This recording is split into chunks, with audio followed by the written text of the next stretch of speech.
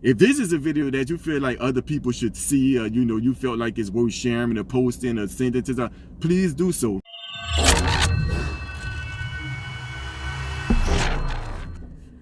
Okay, the reason why I decided to make this video was because, I heard someone say this, and I heard this, what I'm about to bring up, get discussed.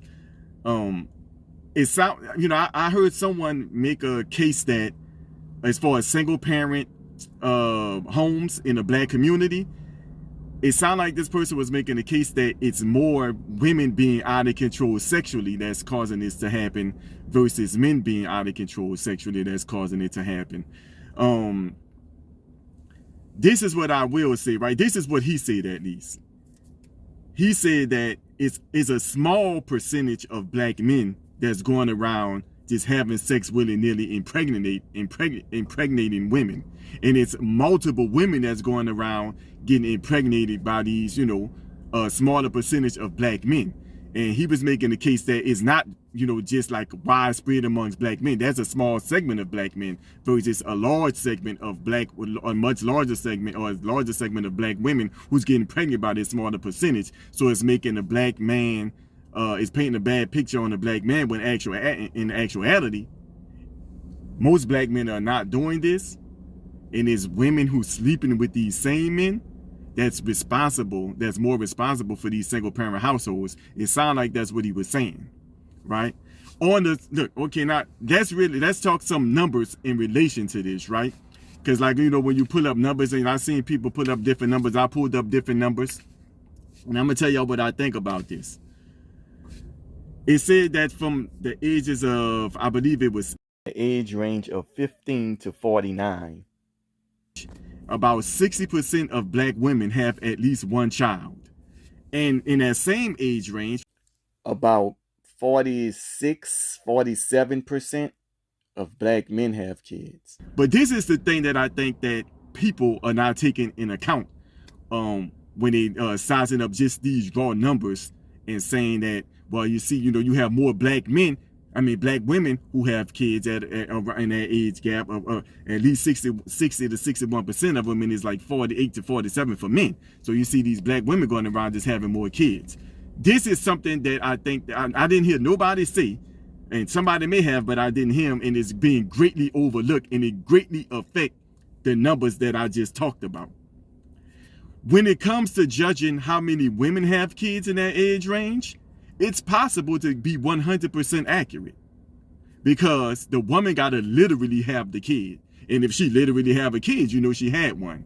The thing about when trying to get this data and accurate when it comes to men, you can't always determine whether a man have a kid or not, right? Because look, you have situations where a man has to be the daddy because a man and a woman have to make a kid, but his name just may not be on the birth certificate for whatever reason. A woman, it can be multiple men. She don't know who it is, so she don't put nobody down as the father, right? She could know exactly who the father is, be on bad terms with him, mad that he wasn't there during the pregnancy, and say, you ain't want to be around, I'm not putting you down as the father. See, with a man, now you have like 47, 48% in that age range that is said to, have black men have at least one kid. You can't take into account the ones who are just not on the birth certificate because he's not on the birth certificate. And when you pull up stuff like this, right? And when I started thinking about that, so, I researched what is the percentage of black babies born in America without the father's information being on the birth certificate. And this is what it said.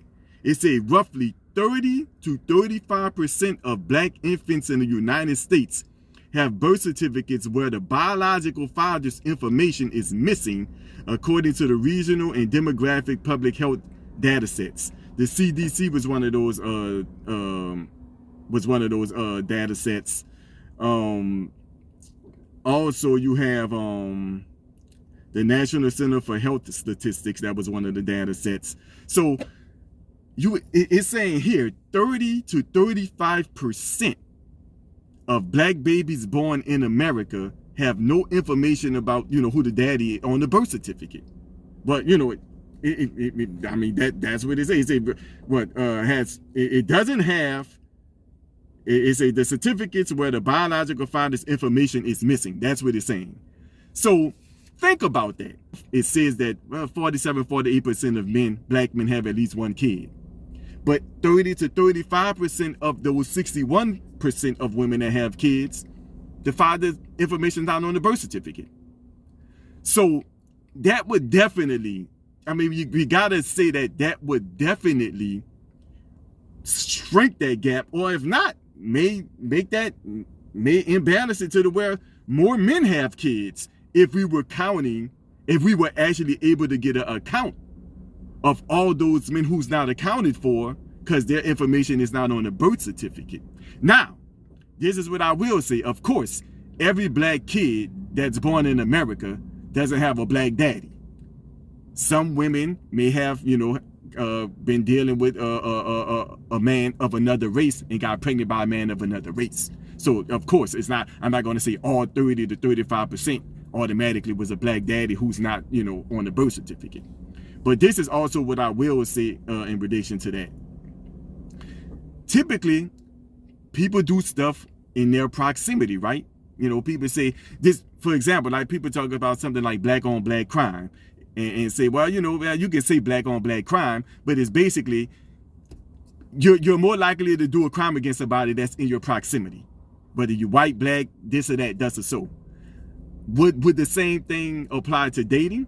You're probably going to date someone who's in your proximity, right? You go to the same school, you go to the supermarket, the people that you see, the people in the community, right? And if you're living around predominantly black people, you're interacting with predominantly black people, you're probably more likely to date them.